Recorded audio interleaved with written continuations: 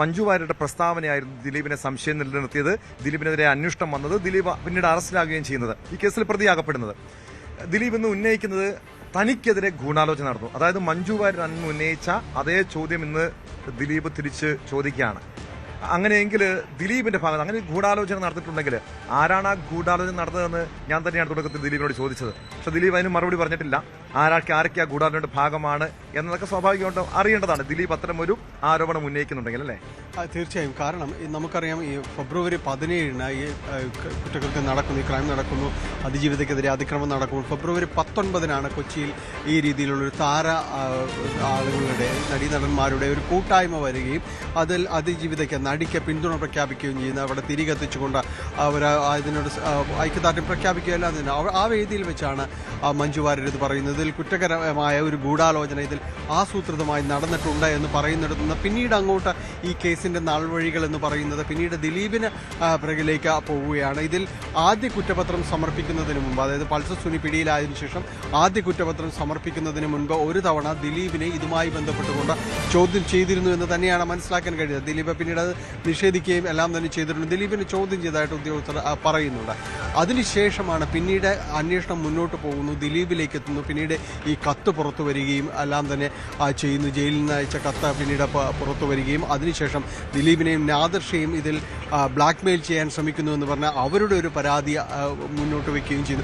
ഇതിനുശേഷം വളരെ കൃത്യമായിട്ട് ദിലീപിലേക്ക് തന്നെയാണ് അന്വേഷണം വരികയും ചെയ്തത്. അപ്പോൾ ദിലീപ് ഇത് വളരെ പ്ലാൻ ചെയ്തു ഈ കുറ്റപത്രം സമർപ്പിച്ചതിന് ശേഷം തന്നിലേക്ക് അന്വേഷണം വരുന്നു എന്ന് മനസ്സിലാക്കിയതിനു ശേഷം ദിലീപ് നടത്തിയ നീക്കങ്ങളാണിതെന്നാണ് അന്വേഷണ സംഘം ഏതായാലും പറയുന്നത്. ഏതായാലും ഇപ്പോൾ ദിലീപ് പറയുന്നു തനിക്കെതിരെയാണ് ഗൂഢാലോചന നടന്നത്, താൻ തന്നെ പലതവണ അത് വ്യക്തമാക്കുകയും എല്ലാം തന്നെ ചെയ്തിട്ടുണ്ട്. അതുകൊണ്ട് ഇക്കാര്യത്തിൽ ഇനിയൊരു അന്വേഷണം വേണമോ ഇല്ലയോ എന്നതെല്ലാം ഇനിയുള്ള ഒരു ചോദ്യങ്ങളായിട്ട് തന്നെ അവശേഷിക്കുന്നുണ്ടോ.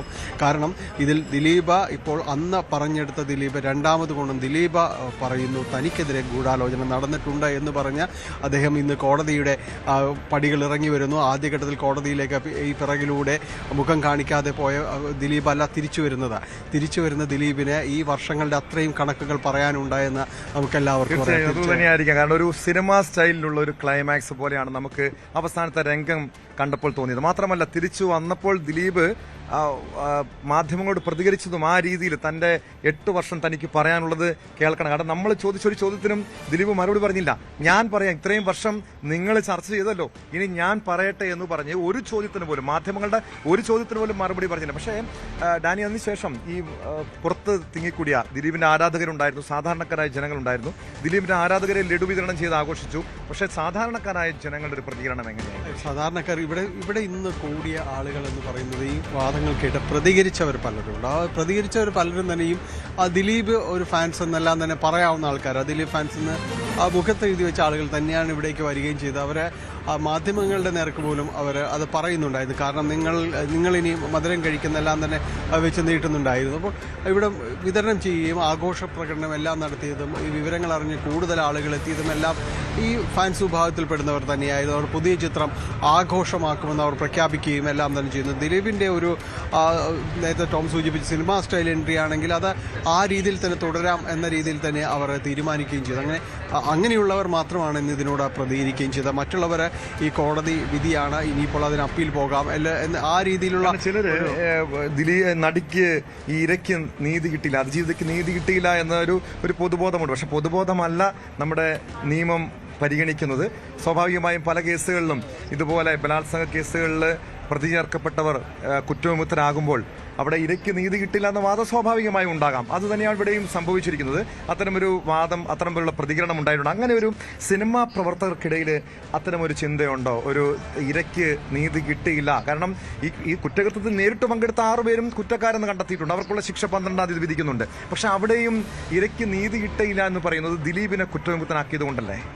ഏതാണ്ട് അത് തന്നെയാണ്. കാരണം ദിലീപ് ഇതിൽ നിന്ന് പുറത്തു പോകുമ്പോൾ ആണ് ഇതിൽ ഇനിയിപ്പോൾ ഈ കേസ് എന്ത് എന്നുള്ളത്. കാരണം ഇതിലെ ചുരുക്കി പറഞ്ഞാൽ ഇതിൻ്റെ ഒരു ഗ്ലാമർ നഷ്ടപ്പെടും. ഈ കേസിൻ്റെ മറ്റുള്ളവർ ശ്രദ്ധിക്കപ്പെട്ട ഒരു ആകർഷകമായ ഇനം അതിൽ ദിലീപ് ഉണ്ട് എന്നുള്ളത് തന്നെയാണ്. അതിലൊരു സംശയവുമില്ല.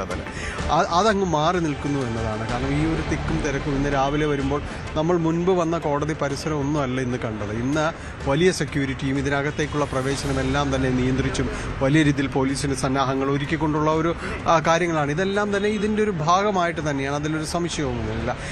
മറ്റുള്ളവർ ഈ കേസ് നടി ആക്രമിച്ച കേസിൽ ആർക്ക് ശിക്ഷ എന്നല്ല, ദിലീപിന് കിട്ടിയോ, ദിലീപിന് എന്ത് സംഭവിച്ചു എന്ന ചോദ്യമേ അത് ഉയരുന്നുള്ളൂ. അത് ആ രീതിയിലുള്ളത് തന്നെയാണ്.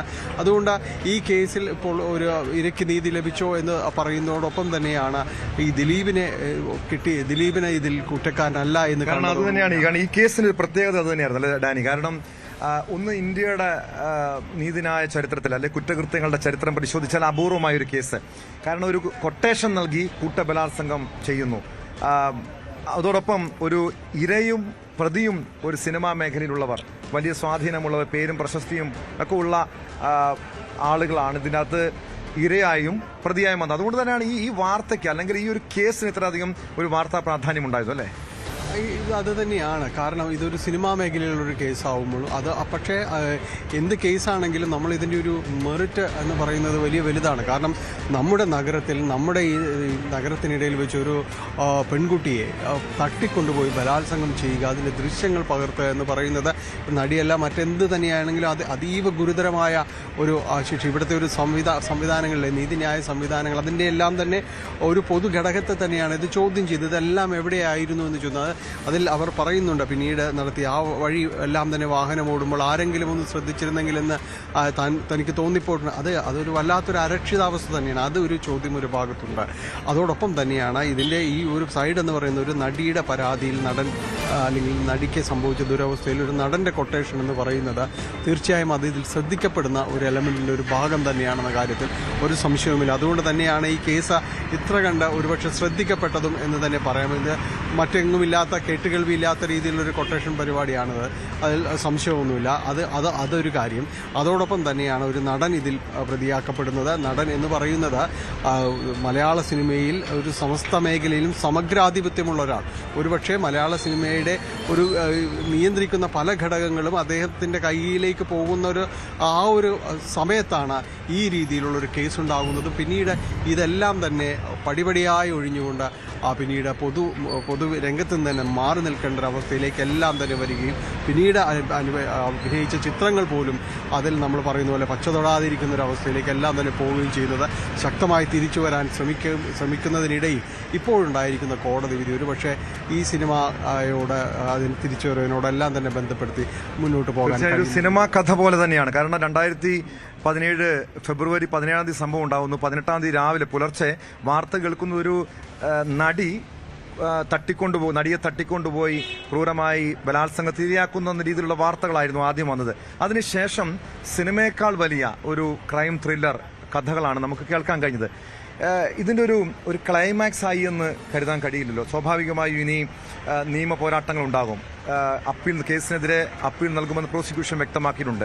ഇനി എങ്ങനെയായിരിക്കും? കാരണം ഈ 1.5 വർഷ കാലയളവിൽ നടന്ന നിയമ പോരാട്ടങ്ങളെക്കാൾ വലിയ സംഭവബഹുലമായിട്ടുള്ള നിയമ പോരാട്ടങ്ങൾ ഇനിയും പ്രതീക്ഷിക്കണമല്ലേ? തീർച്ചയായും അങ്ങനെ തന്നെ വേണം. സ്വാഭാവികമായും ഇത് കീഴ്ക്കോടതിയാണ്. ഹൈക്കോടതിയിലേക്കടക്കം ഇനി അപ്പീൽ പോകുന്നു. സർക്കാർ തന്നെ അത് ഏതാണ്ട് വ്യക്തമാക്കിയിട്ടുണ്ടെന്ന് തോന്നുന്നു. പ്രോസിക്യൂഷൻ നേരത്തെ വ്യക്തമാക്കുന്നത് അപ്പീൽ പോകുന്നു എന്നെല്ലാം തന്നെ പറയുന്നു. അപ്പോൾ മേൽക്കോടതിയിലേക്ക് അപ്പീൽ പോകുന്നു. ഏതായാലും പക്ഷേ അപ്പോഴും ഈ കീഴ്ക്കോടതിയിൽ നേടിയെടുത്ത ഒരു വിജയം അതൊരു ബെഞ്ച് മാർക്ക് തന്നെയാണ്. കാരണം അതിൽ പല ഘടകങ്ങളും അടങ്ങിയിട്ടുള്ളത് അത് ചൂണ്ടിക്കാണിക്കപ്പെടാം, അത്തരം കാര്യങ്ങൾ പോകാം. അപ്പോൾ അതൊരു വളരെ ആശ്വാസകരമായ ഒരു കാര്യം തന്നെയാണ് അത് മുന്നോട്ട് പോകുക എന്നുള്ളത്. മേൽക്കോടതിയിലേക്ക് പോകാം. പിന്നീട് അതിൽ എങ്ങനെയാണ് സിംഗിൾ ബെഞ്ചിലും ഡിവിഷൻ ബെഞ്ചിലും എല്ലാം തന്നെ അതിൻ്റെ സാധ്യതകൾ നിൽക്കുന്നു. സുപ്രീം കോടതിയിലേക്ക് അടക്കം പോകുന്നു. എന്തായാലും പെട്ടെന്നൊന്നും അവസാനിക്കാൻ പോകുന്ന ഒരു കാര്യത്തിനല്ല. ഇന്നിപ്പോൾ താൽക്കാലികമായൊരു പരിസമാപ്തി ഉണ്ടായിരിക്കുന്നു. പക്ഷേ താൽക്കാലികമായ ഒരു ഗ്രൗണ്ട് ലെവലിലുള്ള ഒരു വിജയം, അടിസ്ഥാന വിജയം ദിലീപ് നേടിയിരിക്കുന്നു എന്നത് തന്നെ. അതാണ് ഡാനി സൂചിപ്പിച്ചതുപോലെ വലിയ ഒരു തിരിച്ചടി ഉണ്ടാകും എന്ന് പൊതുവെ നമ്മളൊക്കെ കരുതിയെങ്കിൽ ദിലീപിന് തിരിച്ചടി ഉണ്ടാകുമെന്ന് കരുതി. ദിലീപിന് നിയമപരമായി കിട്ടിയൊരു വിജയമാണ്. കാരണം കഴിഞ്ഞ 7.5 വർഷത്തോളം 8 വർഷത്തിലധികമായി ദിലീപിനെ പൊതുസമൂഹം മലയാളികൾ ഒരു കുറ്റക്കാരനായി കണ്ടുവെങ്കിൽ, ഒരു പ്രതിയായി കണ്ടുവെങ്കിൽ, അയാളിലേക്ക് ഒരു സംശയ മുന നീണ്ടുവെങ്കിൽ ഇന്ന് ആ കേസിന് ഒരു പരിധിവരെയും ഒരു പരിസമാപ്തിയായി. പക്ഷേ പൂർണ്ണമായും ഒരു ക്ലൈമാക്സ് ആയിട്ടില്ല. ഇനിയും നിയമ പോരാട്ടങ്ങൾ ഉണ്ടാകും. കാരണം അതിജീവിതയുടെ ഭാഗത്തുനിന്ന്